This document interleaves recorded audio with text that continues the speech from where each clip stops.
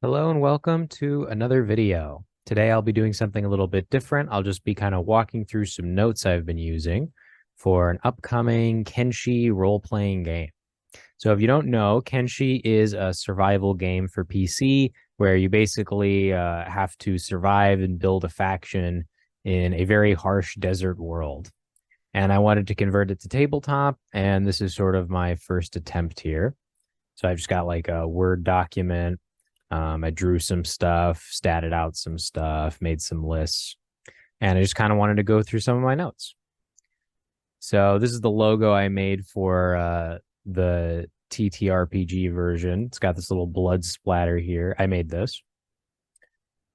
All right, I got some maps. These are all just taken from the wiki, but they do actually factor into mechanics. So as you can see here, I've got a weather one. The weather can have different effects on you in this game. There's the water quality, or so not the water quality, the water quantity, the fertility, the factions, of course. Okay. So how I sort of approached this game was I wanted it to replicate the same, like really satisfying kind of numbers grind of Kenshi. If you've played Kenshi before, you know it's all about the stat grind.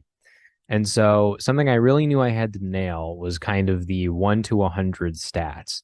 You start at 0 or 1 or something really low, and you've got to have a simple but sort of repetitive way to build that up.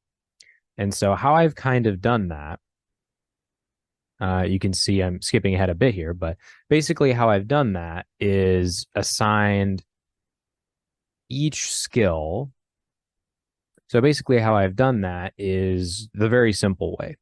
You start off with, whatever your number is in that skill, and the amount you need to get to the next level in that skill is simply the number that the level is. So let's say you start at level 1, you need 2 EXP to get to level 2. And the way that you get EXP is simply by rolling that skill. So let's say you're doing lockpicking. You want to get to lockpicking level 5, then you would need to lockpick once for level 1, 2 more times for level 2. And it's not the total EXP, it's built up over time. So you spend the first point of EXP to get to level 1, then you need to do it 2 more times. It's not 1 more time. So that way, the skill building is dependent on what action your character is doing or what kinds of things they tend to get into. And it also kind of replicates that same grind. Now, a big advantage of this kind of system is that, of course, you can time skip and you can do some abstractions there. And so you can build a lot of skill quickly that way. For example, if your character is just trying to pick a lock for like a week and it's a really hard lock, you can say, okay, I'll give you 1 EXP for every so-and-so amount of minutes that you're doing this per day with your character. And that way you can kind of abstractify a lot of that and you can cut out a lot of the stuff that wouldn't be as interesting to play out in a Kenshi game. So with that kind of basic premise aside of how the skills work, I just wanted to walk through kind of the character creator here. Very important part of any game. So there's just some text here. The first step in running any game in the world of Kenshi is to create your character. Characters in Kenshi are generated from rolls using multiple different kinds of dice. Alternatively, you can simply choose off the list should you prefer less randomness in your character. And there are 10 steps to generating your character. So yeah, we're just going to go through all of them right here. The first is rolling your race and sub-race. There's, of course, all the races from Kenshi. I tend to play with mods, and I did include some content from mods, but I don't think it'll be super noticeable. There's just a new human subrace, Pale Lander, and a Shek subrace, the Red Shek, and some skeleton variants that are not playable in the base game. So you got Hiver, you got Shek, skeleton, human, all that stuff. And you got the subraces here. You can kind of see how this is structured. D10s, D20s, that kind of thing. And the reason that I made this Kenshi character generator randomized is because I wanted it to sort of get you invested in the Kenshi world. So the Kenshi world is very brutal. It's a little inaccessible just because of not just how difficult the gameplay is, but the fact that the lore is very difficult to find. There's not a lot of named characters. it can be a bit of a struggle. And so I really wanted to give people some seeds to get into the story, to get into the world. And for that reason, I don't plan on you choosing a race. You just roll one, and then it sort of forces you to get into that one thing. Otherwise, I might say, oh, well, I like skeletons in other fictional universes, so I'm going to pick a skeleton. Unless you wanted to do that, you don't do that in the base system. Here, you just roll. So with that said, each race has different traits. Now, these aren't traits as you might think of them like in standard D20. These are traits as in personality traits of your character. They are listed under race, but you don't have to roll them that way if you don't want to. You can roll off the Hiver traits with a check if you want. It just might make a little less sense since there are some Hiver specific stuff in there. So I'll just give you Hiver prints here as an example. Hiver is very low limb health, and so there's the I've lost a limb. No, I'm just kidding. Most of the races have that. So there's a trait here. Despite being told otherwise, I remain convinced that humans, Sheks, and skeletons are part of hive minds too. So you can kind of see there. Let's say I'm the player and I roll that trait. I might look at that and say, huh, I remain convinced that the other races are part of hive minds as well. Well, that must mean that my race is a hive mind, and that for some reason my race lacks fundamentally a basic understanding of other races in the Kenshi world. And that might naturally lead you to question your DM about that kind of stuff. And so you can see how this just immediately sticks you into the lore. And so for these traits, you get 2 of them. So let's say, I don't know, I roll a 19. I have no theory of mind. So there's some funny ones as well. Theory of mind is basically just like knowing that other people don't know things that you know. That's kind of an example of it. I have yet to pick a name for myself. Hivers are part of a hive mind, so that can be a very interesting character motivation of like finding their identity, very literally in this sense. So yeah, these are intended to really just hook people into the world, since Kenshi itself is a little hard pressed to do that. It's not super inviting. There's also, of course, the traits from the actual game, which is the EXP boost, and I think I'll explain that later. So these are all just the different races, lots of different traits here. Might post this in the description at some point. Don't know. It's pretty far from done, but the basics are there. There's a lot more lists that need to be made, all that kind of stuff. So then you got the starts. The starts are essentially like the game starts in Kenshi, and these determine your character's background, what skills they might have, where they are in the world sometimes. It can even give you factions, money, just depends. So you can roll these. You can also pick one. These, I think, are less bad to pick. So for the racial traits, I'd really recommend you roll them, at least for your first time playing, just because you want to get people hooked in, even if they might not be familiar with the world of Kenshi. If you're doing starts, these have a little more description to them, and they're more standard, like the trader. People know what a trader is, and it's not really too different in Kenshi. So these, I think, are more inclined to pick them. So I'll just like go to one and kind of show you how this works. So your start determines what quality of weapons you can get. Later on in the process, you'll roll a random weapon for your character to start with, and these determine how good that weapon is. Same thing for armor. You might get some money. Here you're getting 20 cats for the cannibal hunters. And you're basically rolling which area to start in as well. And then there's a difficulty thing that tells you pretty much how difficult I think it is in the role-playing game. In the real game, different thing. You can also get some faction relationships with some of the starts. So this is the starting equipment. Basically, so some starts actually don't give you starting equipment. Most of them do. And you'll get some clothing, armor, weapons, food, canteens of water. So this isn't like super different from a lot of other role-playing games. It's just rolling random equipment. I'd say the only really Kenshi element that I injected in here was, of course, the starts determining the quality of your gear. So if you're a shopkeep, you're going to have just a certain quality of gear. You can't have edge 2 if you're a shopkeep in Katoon, There's also a couple new mechanics in the game that aren't present in D20 or a lot of other role-playing games. It is in some, but yeah, there's some other mechanics going on here. And those are the hunger stuff and the thirst stuff.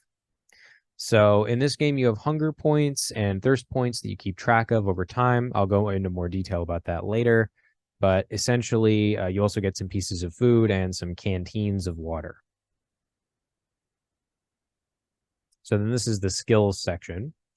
I do have a character sheet drawn up for this, but it's still in the very early phases, and I'm not really ready to show it off yet. I am ready to show how these kind of work, though. So imagine essentially just the Kenshi skill menu, and I'll probably throw it up at this part of the video. Not like vomit it, I mean like put it on screen. You know what I mean? You're probably seeing it right now. So imagine that, but on your character sheet, and you just be recording what skill number you have. And so now I'm going to discuss how the skills actually work. If you have skill 1, you'd be very bad at something. If you have skill 100, you'd be very good at it, of course. And precisely how that works is it's very simple. You just take the skill number, you divide by 10, and then that's your modifier on whatever role you're doing. So let's say you're doing a role to do science. You're doing a science roll. Let's say your science is 50. You divide by 10, you add +5. Now, the reason that this can go to +10 is because I do not intend for this game to have combined rolls. And what I mean by that is you're not going to roll like charisma persuasion. You're not going to roll like weapon proficiency. You're just going to be rolling one stat for this stuff, for a lot of them, combat aside. And what that means is that the modifiers need to be able to go very high. But what that also means is that the consequences of making a system like that is that at lower levels, you're going to have very low modifiers, no proficiency bonus in this game. So you're rolling with like +0s sometimes for a lot of your stats.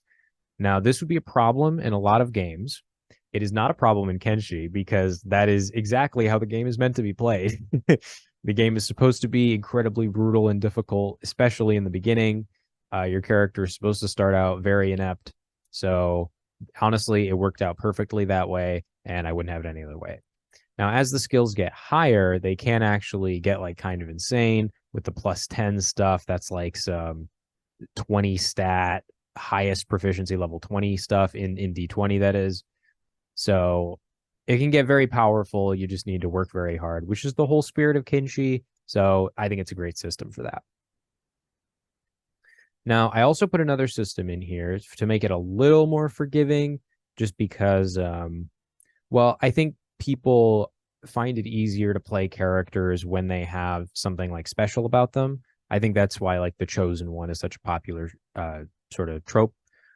And how I've kind of manifested that in Kenshi is I wanted to really not go too far with that because Kenshi is not a story game. It's not a linear plot. It's supposed to be very open world, forge your own destiny kind of thing. So what I did is I made these things called special qualities. And what these essentially are is they're just extra stat boosts you can get. But the one thing that I included that I think really will make these attractive to players is just a brief description with them. And it's just a sentence, it's nothing too crazy, but it just gives a little more character to the character. So I'll show you what you mean. Let's say we're rolling, you can choose your special quality or you can generate it. Let's just say I go an online generator 1 through 33 and I get, I don't know, 22. You're quick on your feet and you get a +D20 to your athletic skill. That just means you roll a D20 and you add that number to your athletic skill. Let's say your athletics is 1, you roll 15, it's now 60. So that's the numbers, you're adding that 15. But just this briefest sentence, I think would do one of two things. Either the player is going to go, oh, my guy's quick on his feet, and they're going to start incorporating that into their backstory. Bang, mission accomplished. Or B, they're going to say, DM, why is there this like one description sentence here? And it's like, it's not really that descriptive. What is this doing here? How am I supposed to incorporate that? and the DM will help guide them through adding that to their character. And so mission accomplished. So I think either way, it's a good addition. Then you got the faction relationship system. I think that the faction relationship system in Kenshi is not great. It's kind of confusing, and I don't think it needs 100 points on either side, because like the difference between 60 and 75, say, is not clear to me. Maybe it's clear to you if you've played the game, but it's not clear to me. So I simplified it to a 9-point system, and it's basically, it's kind of like the World of Warcraft reputations, if you've ever played that. You would start out at 0 unless you're, there's some extenuating circumstances with a faction. If you do stuff they don't like, you'll go down. So -1, they're suspicious of you. -2, you're disliked by them, and so on and so on. And on the other side, if you do good things that they like, such as healing their members, helping them out with battles, whatever, you can get to be welcome, friendly, trusted, or honored. And this should not be cumbersome. I think if you were to run this game, you don't write every single faction and then every relationship. That's crazy. You don't do that. Your start will probably give you a faction relationship, and then you'll get an extra one from basic character creation. Just write those down. Don't write anything else down. You don't need that. Just assume that all factions that your character doesn't know about have a 0 towards you, and cross that bridge when you come to it. For example, if you're a skeleton, and let's say you have a few factions that you're friends with, the Holy Nation obviously is going to have a -4 with you, the lowest possible score, because, the Holy Nation thinks of skeletons as demons. You don't need to write that down until that skeleton encounters the Holy Nation. At that point, you should note it down. Before that, it's not relevant. Don't worry about it. So then after that, there's this thing here. There's no way to formally join a faction. That's also a feature in Kenshi. There's no join the companions quest. It's just sort of, you consider yourself part of the faction or you don't. And I think you should really, if you're going to DM this game and DM in this world, even if you're not using this system, I think you should really lean into that, because Kenshi has a really cool dynamic, which I think a lot of people aren't talking about, which is that it has a very realistic kind of faction inclusion system. People can speak more nicely to you if you perform certain activities with certain factions. Certain things can change. You can give them like whole towns basically by wiping out the previous faction that controlled it. But there's never any acknowledgement of like, you are part of this faction. And so I think the interesting thing that you can capitalize on with that is asking the players whether or not their character considers themselves to be part of the faction, like what their take on the whole thing is, whether or not it's just that they hate that other faction, or if they're, trying to help the Shek Kingdom or whoever it is. So that's kind of an interesting thing, especially if the character wasn't raised in that area. Let's say they're a human that's helping the Shek Kingdom for whatever reason. You could kind of ask them, like, do you think of yourself as a Shek ally, or are you like a knight of the Shek Kingdom? And of course, that relationship will not be defined by gameplay, because that's not true to Kenshi and it's not true to this system. I carried that over. But it's a really interesting character moment thing that you can do. And then all the factions are listed here. Yeah, I did 40 factions. There's not every single faction listed here. There's no blood bandits and like the really small factions like that. And I did add 2 factions to this. You don't have to use them if you don't want. That's the White Eyebrow Clan. I just think they have a cool name, and I'm sad they got cut. So I added them back in, and I made my own homebrew lore for them. You can do the same if you wish to. And then the Pale Clans. The Pale Clans in my homebrew are essentially a group of they're where the Pale Landers come from. And this is a group of islands to the north, and they're essentially just traders who trade with the north and with the Hivers. So it's the Pale Lander faction. this is that random right here. This paragraph is the random faction of that you get relationships with at character creation that I mentioned before. There's also some extra supplies. So your character gets some extra supplies. You roll D100 for your extra stuff. And you roll that 1d6 number of times. So let's say you rolled a 5 on the d6, you get 5 items. You roll a d100 for each of those items. I wanted this to work like D&D's trinkets, since I think the trinkets are really cool and can add to your character's backstory. This right here, extra supplies, this is the character stuff.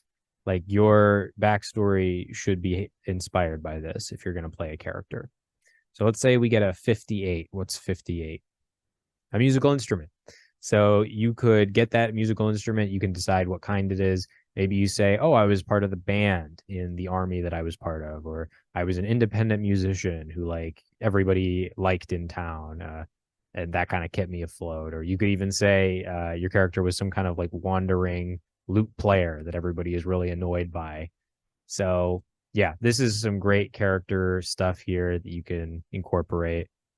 There's a lot of items. There is actually 100. There's no like 50 and 51 are this item. They're all different items. Doesn't mean they're all good, but they're all different.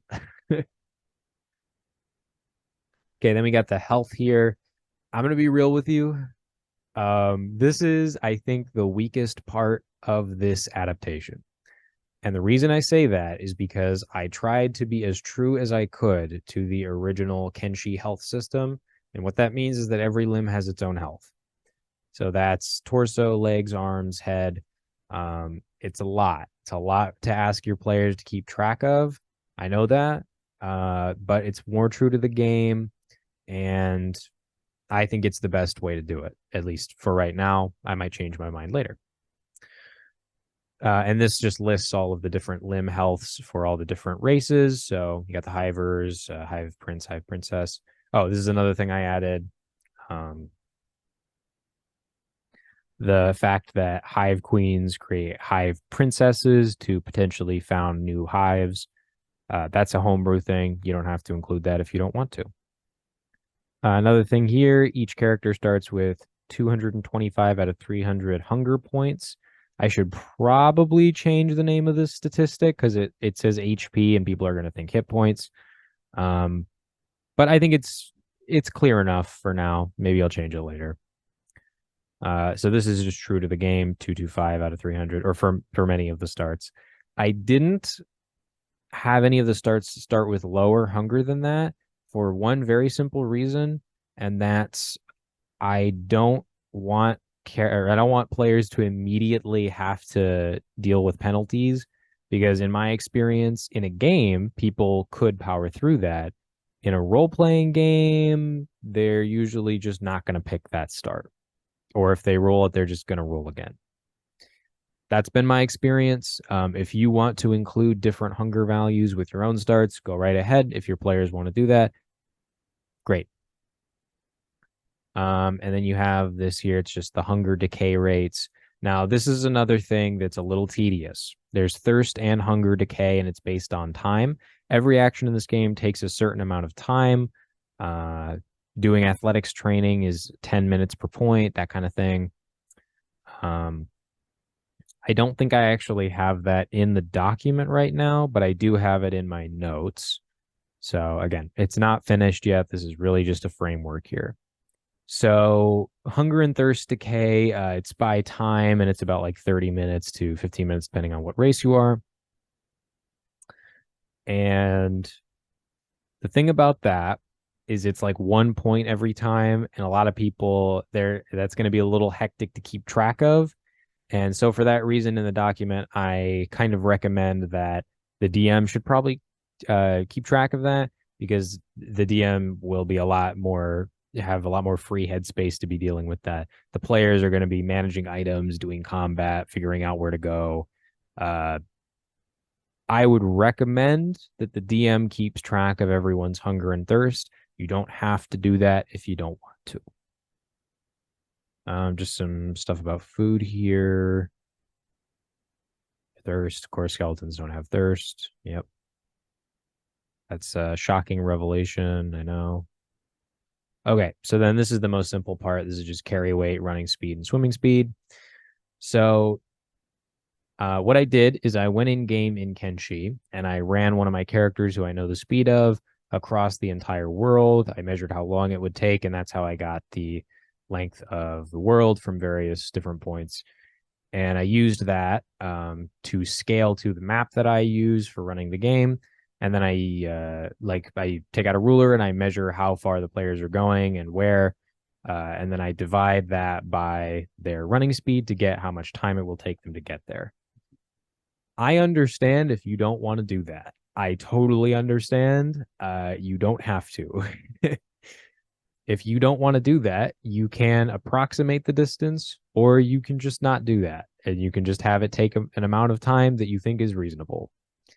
However, there is one thing to say about that. It makes the athletics stat a lot less useful because one of the only two things athletics is used for is running away and traveling.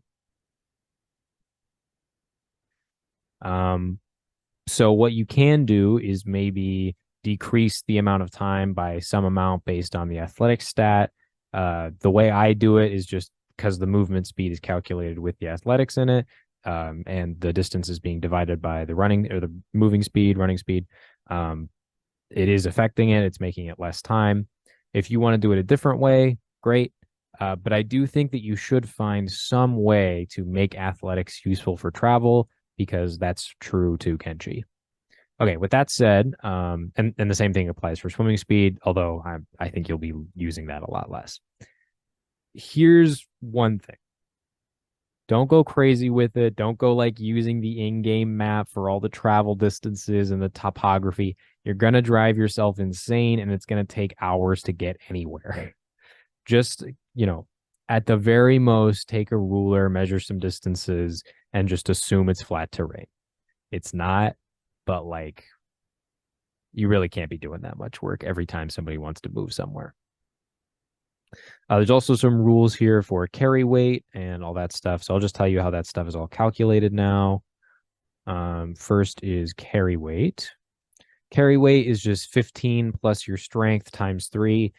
I believe that is accurate to how it's actually calculated in Kenshi. I'd have to check again.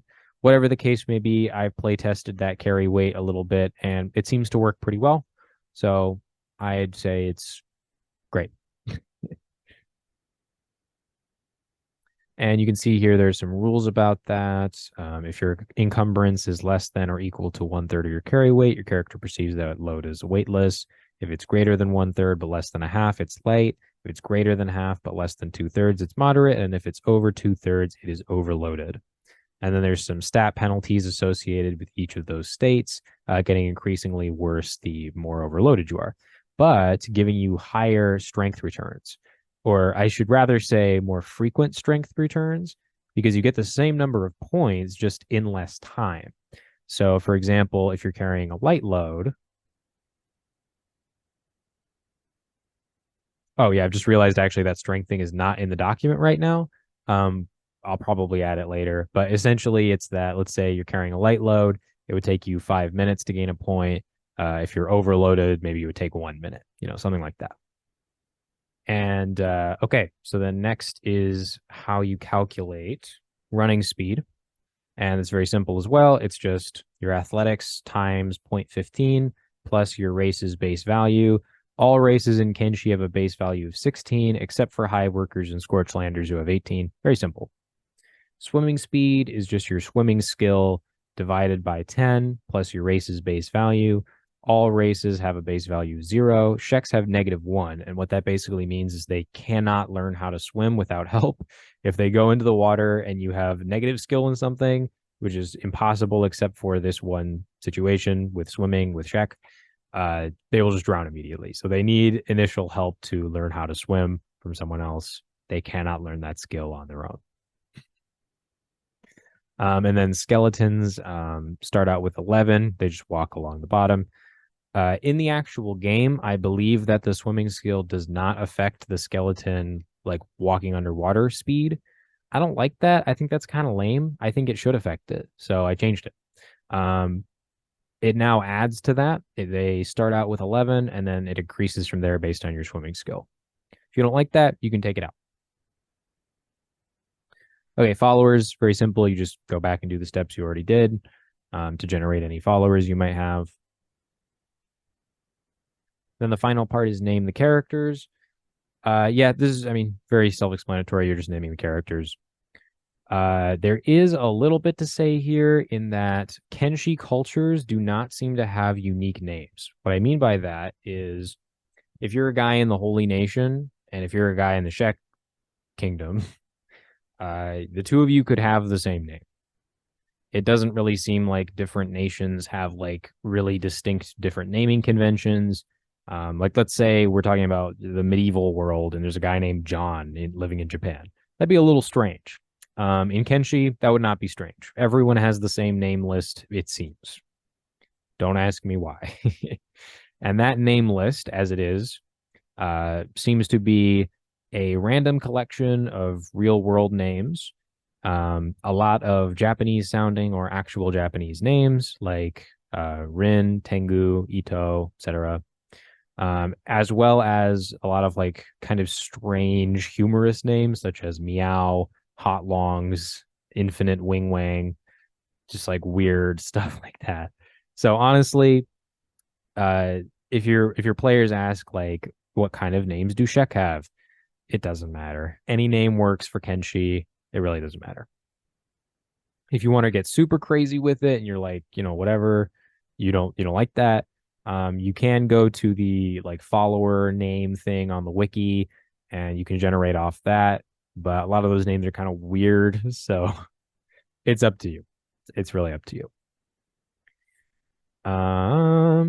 So then there's just a list of backpacks here with a bunch of stats, bunch of clothing stats, armor stats. Oh my God, you do not know how long this took just to write all this down, convert it to the new system. Ugh, it took forever. Forever.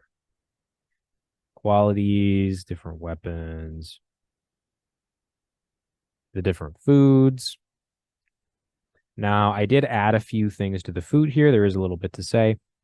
So I added raw cactus, green fruit, and dried grand fish. I don't know why you can't dry grand fish. I think you should be able to do that. So I added it. I also wanted to add a few of the vegetables that you can cook as edible stuff. If you can eat chew sticks, I think you should be able to eat cactus flesh. It should just give you less hunger points. Same thing with green fruit. I think you should be able to eat a green fruit without cooking it into cooked vegetables. I also added back the dried gristle flaps. Does anything else really need to be said there? This is the skills. So there's the combat mechanics. I'll just like really briefly go over that because it's a little complicated. It's just 1d20 plus your relevant weapon skill plus melee attack or precision shooting. So let's say you're using a crossbow, you'd be rolling a d20 plus crossbows plus precision shooting. If you're using a polearm, say, you roll 1d20 plus polearm plus melee attack. If you're doing martial arts, it's 1d20 plus martial arts plus melee attack. So that's how you hit. Now, as for armor class, armor does not give you armor class. It gives you a die that you can roll for damage reduction. Armor class is actually determined by a roll at the beginning of the round. So there's no initiative rolls in my version. It's just the dex scores highest to lowest. That's the turn order. And the armor class then is determined at the beginning of the match. Everybody rolls melee defense or dodge. If you're using a weapon, you roll melee defense. If you're not using a weapon, if you're a martial artist, you roll dodge. And the number that you roll is your armor class, meaning that if you retreat and come back, your armor class may be different. The reason I did this is to add a little more Kenshi flair to it, make it a little more chaotic, and allow you to roll some really high numbers. If you get a d20, maybe your character's just having a really lucky day. So on to the damage roll. Damage is calculated as whatever your weapon's die is plus the weapon quality plus the stat associated with the weapon. So let's say I'm using a crossbow. I would use whatever that crossbow's damage die is, plus the quality of the crossbow, plus perception. For a cut weapon, I would use whatever weapon it is, die, the quality of said weapon, and dexterity. And then for martial arts, strength plus just a d4 is the unarmed damage, and there's no quality there. And then the opponent gets to reduce the amount of damage by their toughness modifier.